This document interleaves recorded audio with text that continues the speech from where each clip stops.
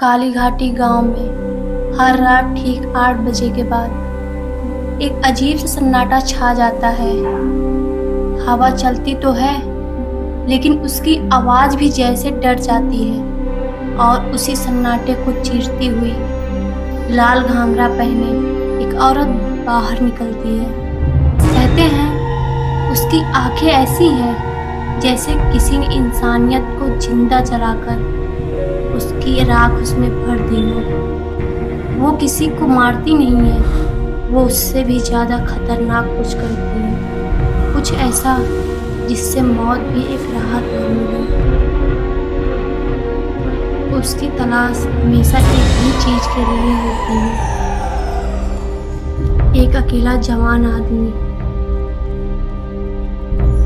उस रात भी ठीक 8 बजे गांव पर वही सन्नाटा छा चुका था। लाल घाघरा वाली औरत आंखों में अजीब सी भूख लिए किसी का इंतजार कर रही थी, और अगर गलती से कोई भी उसकी नजरों में आ जाए तो वह जिंदा तो रहता, पर फिर कभी किसी को अपना चेहरा दिखाने लायक नहीं बचता। लोग कहते हैं वो औरत नहीं, एक अधूरी प्यास है जो हर रात किसी की जिंदगी से कुछ छीन लेती है। गांव के आखिरी छोर पर एक पुरानी जर्जर वीरान कोठी खड़ी थी। उसे देखकर ही लगता है जैसे वहां समय रुक गया है, और लोग कहते हैं उस कोठी में कोई इंसान नहीं रहता। वहां रहती है लाल घाघरा वाली, जो सिर्फ एक चीज चाहती है। आज कहानी है आर्यन की। 24 साल का एक लड़का जो शहर से गांव आया था। कुछ दिनों के लिए उसके रिश्तेदारी में एक बुजुर्ग दादी थी जो उसके साथ ठहरा था, जो हर शाम घर में ताला लगाकर कहती, बेटा आंधी चले तो छत पर मत देखना। लेकिन कुछ बातें जितनी रोकी जाए उतनी ही खींचती है। उस रात आर्यन मोबाइल पर गाने सुनते सुनते छत पर चला गया। नीचे दादी सो रही थी। अचानक तेज हवा चली और एक लाल कपड़ा उड़कर सीधे उसके चेहरे पर चिपक गया।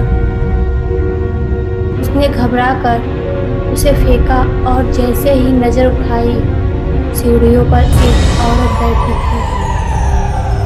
लंबे खुले बाल, चेहरा ढका हुआ और पैर उल्टे। धीरे धीरे एक फुसफुसाहट गूंजी, वो चुन्नी मेरी है और तू भी मेरा है।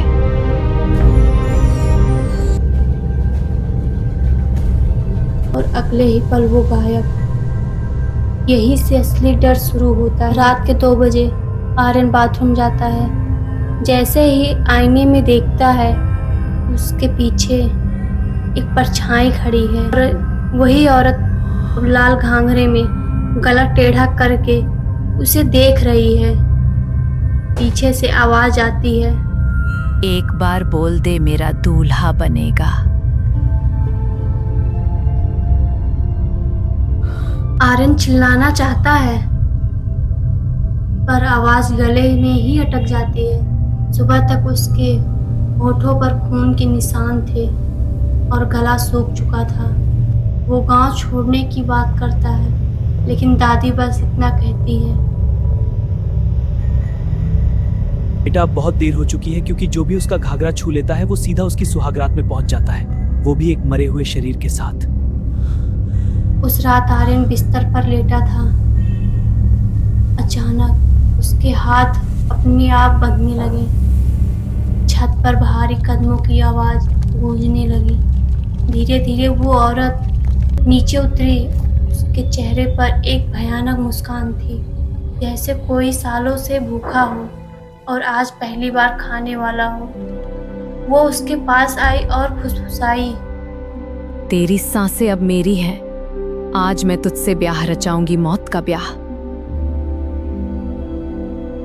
और फिर वो मुड़ी और चलने लगी। आर्यन बिना कुछ कहे उसके पीछे चल पड़ा, क्योंकि अब पूरी तरह से वह उसके वश में हो गया था। वो दोनों उस जर्जर कोठी के अंदर चले गए और उस रात वो हुआ। के बारे में कोई जानना भी नहीं चाहता। अगली सुबह गांव वाले हिम्मत करके कोठी में घुसे। अंदर का मंजर देखकर सबके रूह कांप गए। आर्यन की लाश बिस्तर पर पड़ी थी, दूल्हे के कपड़ों में। उसके बाल पूरी तरह सफेद, शरीर बूढ़ा हो चुका था, जैसे किसी ने उसकी पूरी जवानी चूस ली हो।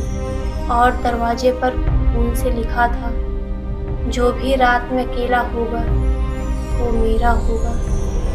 अगला कौन?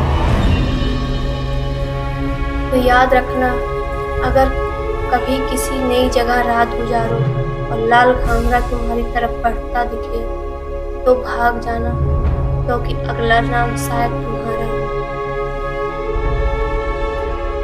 कहानी अच्छी लगी हो तो चैनल को सब्सक्राइब कीजिए और वीडियो को लाइक कीजिए। मिलते हैं अगली कहानी में।